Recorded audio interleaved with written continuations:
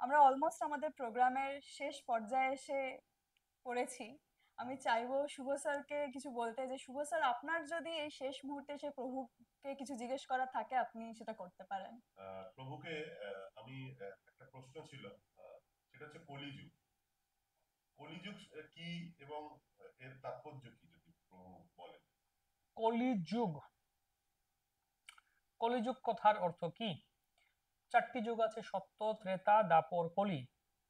হুম, তো সব শেষে হচ্ছে কলি। এই চারটি যুগকে একটা যুগ সাইকেল, যুগচক্র বলা হচ্ছে। এবং কলিযুগের আয়ুষ্কাল হচ্ছে 4,32,000 বছর। তার আগে ছিল দাপর যুগ, এটা দ্বিগুণ ছিল, 8,64,000 বছর। তার আগে ছিল ত্রেতা যুগ, এটা কলিযুগের 3 গুণ ছিল, 12 লক্ষ কত বছর হয় সেরকম। তার আগে ছিল সত্যযুগ, 4 লক্ষ, 4 গুণ, কলিযুগের 4 গুণ ছিল। তো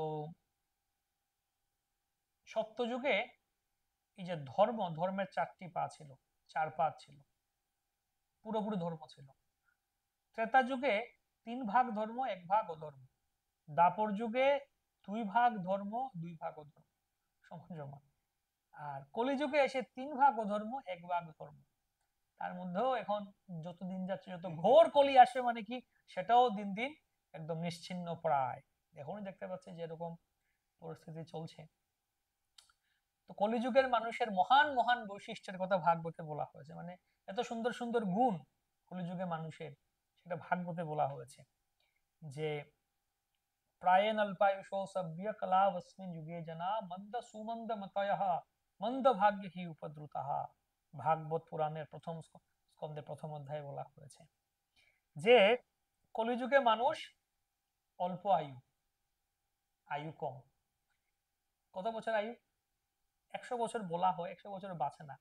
50-60 হয়ে গেলে এরপরে হচ্ছে বোনাস 100 বছর। এর আগে কিন্তু দাপর যুগে ছিল 1000 বছর, এর আগে ত্রেতা যুগে 10,000 বছর, সত্যযুগে 1 লক্ষ বছর, এরকম বলা হয়। হ্যাঁ, এই জন্য ঋষি মুনিরা তারা 50-60 হাজার বছর তপস্যা করছেন। কিভাবে 60,000 বছর তপস্যা করেছেন কিভাবে? কারণ 1 লক্ষ বছর আয়ুষ্কাল ছিল। এখন 100 বছর, সেটাও কমে কমে কদিন পরে আরো কত কমে যাবে। তো প্রায়েণ অল্পায়ুষ সভ্য কলাবস্মিন যুগে जना, দ্বিতীয় গুণ বলতে পারি সেটা হচ্ছে কলহপরায়ণ। ঝগড়া ছাড়া থাকতেই পারবে না, সব জায়গায় ঝগড়া। হ্যাঁ, দেশি বিদেশি ঝগড়া। তারপর আমরা দেশি, দেশির মধ্যে সাউথ ইন্ডিয়ান, নর্থ ইন্ডিয়ান, বাঙালি, ইস্ট ইন্ডিয়ান। আচ্ছা, মনে করেন না বাঙালি, বাঙালির মধ্যেও আপনি এই আপনি ব্রাহ্মণ, আমি ক্ষত্রিয়, বা আপনি আপনি দক্ষিণ 24 পরগনা, আমি উত্তর 24 পরগনা, বা আমি নদিয়ার, প্রত্যেকটা ক্ষেত্রে, বা আমরা দুজনেই মনে করুন 24 পরগনা, তার মধ্যে আপনি ওই পাড়ার, আমি এই পাড়ার। এমনকি নিজের পরিবারের মধ্যে এলো, সব জায়গাতে ভাগাভাগি কলহটা আছে কলির একটা, এটা একটা গুণ, বা এটা একটা বৈশিষ্ট্য। কলাবস্মিন যুগে जना মন্দ সুমন্দ মতয়। মন্দ মতি, মতিটা মানে চিন্তা ভাবনাটাই মন্দ, খারাপ চিন্তাটাই। এটা বাচ্চাকে দেখবেন, মানে যাই খেয়ে দেখবেন, আপনি একটা 10টা ভালো জিনিস বলুন শেখার জন্য, কঠিন শেখেন। একটা আপনি খারাপ জিনিস হয়তো আপনি মুখ ফসকে অন্য কোথাও বলে ফেলেছেন, ওটা শুনে শিখে ফেলেন। খারাপ জিনিস খুব দ্রুত শিখে ফেলে। তাই এটা হচ্ছে মন্দ মতি। আর মন্দ ভাগ্য, ভাগ্যটা খুব খারাপ। মানে এমন এক ভাগ্য, দুর্ভাগ্য, যে যদি কেউ চায়ও যে না আমি একটু ভজন করি, একটু ভগবত পারমার্থিক চেতনা সম্পন্ন হই, ভগবানের ঈশ্বর আরাধনা করি, তবু এত মত পথ এগুলোর দ্বারা বিভ্রান্ত হয়ে সে সঠিক জায়গাতে আসতেই পারে না, এত মন্দমতি। আর সবসময় উপদ্রুত হবে, বিভিন্ন রোগাদির দ্বারা উপদ্রুত। এগুলো হচ্ছে কলিযুগের বিশেষ বিশেষ বৈশিষ্ট্য। তবে কলিযুগের এগুলো খারাপ কথাই তো বললাম নাকি? এগুলো খারাপ, খারাপ, দুর্গুণ, অবগুণ। একটা গুণ আছে কলিযুগে, সেটাও বলছেন।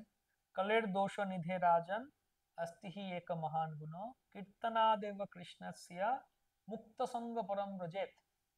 যে কলিযুগে অনেক দোষের সমুদ্র কলিযুগ, এত দোষ থাকা সত্ত্বেও একটি গুণ আছে, কি?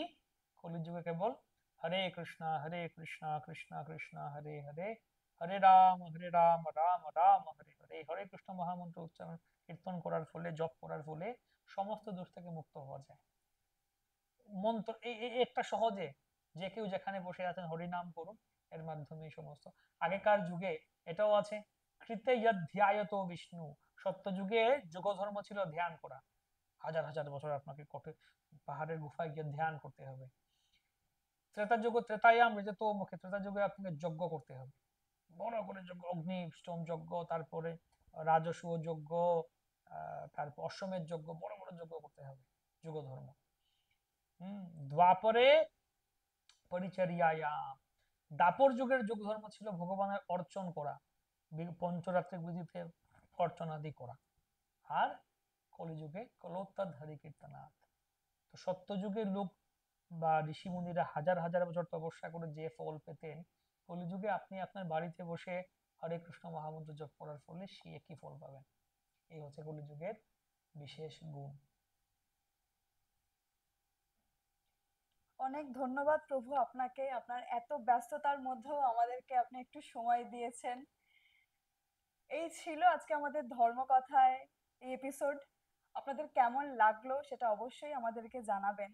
আর এরকম আরো নতুন নতুন ভিডিও, নতুন নতুন সবকিছুর জন্য কিন্তু অবশ্যই ফলো করতে হবে ট্রাভো নিউজ, শুধু খুশির খবর, ভালো খবর, যা কিছু বাঙালির।